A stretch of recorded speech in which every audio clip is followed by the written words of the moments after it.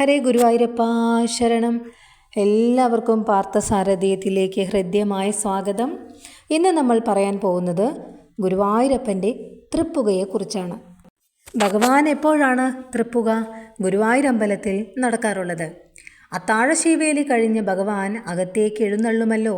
അങ്ങനെ എഴുന്നള്ളിയാൽ ഉടൻ തന്നെയാണ് ഈ തൃപ്പുക നടക്കാറുള്ളത്. സുഗന്ധദ്രവ്യങ്ങൾ പുകച്ച് ക്ഷേത്രത്തിനുള്ളിൽ സുഗന്ധം നിറയ്ക്കുന്ന ഒരു മനോഹരമായ ചടങ്ങാണിത്. ഇതിനുശേഷം നടയടയ്ക്കും. അതോടുകൂടി ആ ദിവസത്തെ ദർശനവും അവസാനിക്കുന്നു. തൃപ്പുക എന്നത് ഗുരുവായൂർ ക്ഷേത്രത്തിൽ രാത്രി നട അടയ്ക്കുന്നതിന് തൊട്ട് മുൻപ് നടത്തുന്ന അതീവ സുന്ദരവും സുഗന്ധപൂരിതവുമായൊരു ചടങ്ങാണ്. ഭഗവാനെ ഉറക്കാൻ കിടത്തുന്ന സങ്കല്പം കൂടിയാണിത്. ഇതിൻ്റെ ഒരു ഐതിഹ്യവും സവിശേഷതയും പറയാം, കേട്ടോളൂ. തൃപ്പുകയുടെ ഐതിഹ്യം.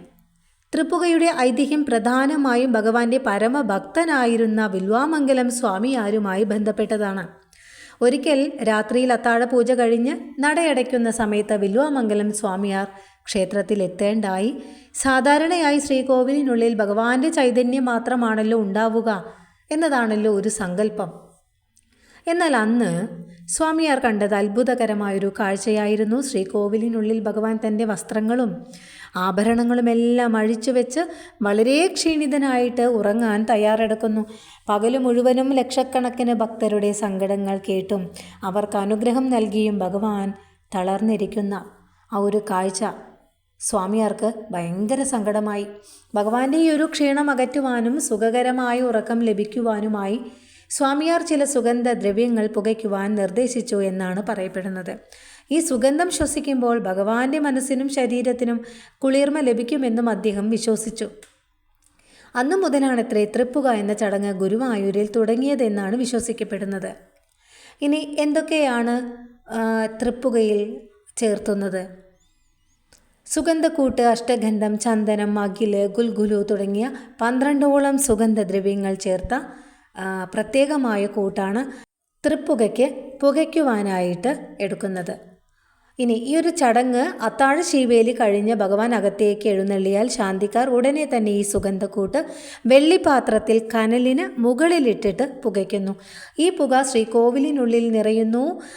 ഒരു കുഞ്ഞിനെ ഉറക്കാൻ അമ്മമാർ സാമ്പ്രാണി പുകയ്ക്കുന്നത് പോലെ ജഗന്നാഥനായ ഭഗവാനെ ഒരു ഉണ്ണിക്കണ്ണനായി കരുതി ഭക്തർ ഉറക്കാൻ കിടത്തുന്ന ആ ഒരു ചടങ്ങാണിത്. നട അടയ്ക്കൽ തൃപ്പുക നടക്കുമ്പോൾ ഭക്തർക്ക് ദർശനമുണ്ടാവില്ല. പുക ഉയർന്നു തുടങ്ങിയാൽ നടയടയ്ക്കും. അതോടുകൂടിയാണ് ഗുരുവായൂരമ്പലത്തിൽ ആ ദിവസത്തെ പൂജകൾ അവസാനിക്കുന്നത്. ഇനി തൃപ്പുകയുടെ പ്രത്യേകത നോക്കൂ. ഗുരുവായൂരിലെ ഈ ഒരു സുഗന്ധം ക്ഷേത്ര പരിസരത്ത് മുഴുവനും വ്യാപിക്കും. ആ സമയം ക്ഷേത്രമുറ്റത്ത് നിൽക്കുന്നത് പോലും നമ്മുടെ മനസ്സിന് വലിയൊരു ശാന്തി നൽകുന്ന അനുഭവമാണ്. തൃപ്പുക കണ്ടു തൊഴുതാൽ സകല പാപങ്ങളും മാറി പ്രശാന്തമായ മനസ്സുണ്ടാവുമെന്നാണ് ഭക്തരുടെ വിശ്വാസം. ഗുരുവായൂരിലെ ഈ ഒരു സുഗന്ധം അനുഭവിച്ചിട്ടുള്ളവർക്കത് ഒരിക്കലും മറക്കാൻ കഴിയില്ല. എന്തായാലും നിങ്ങളേവരും ഈ ഒരു സുഗന്ധം അനുഭവിച്ചിട്ടുണ്ടാവും എന്ന് തീർച്ചയായിട്ടും അറിയാം.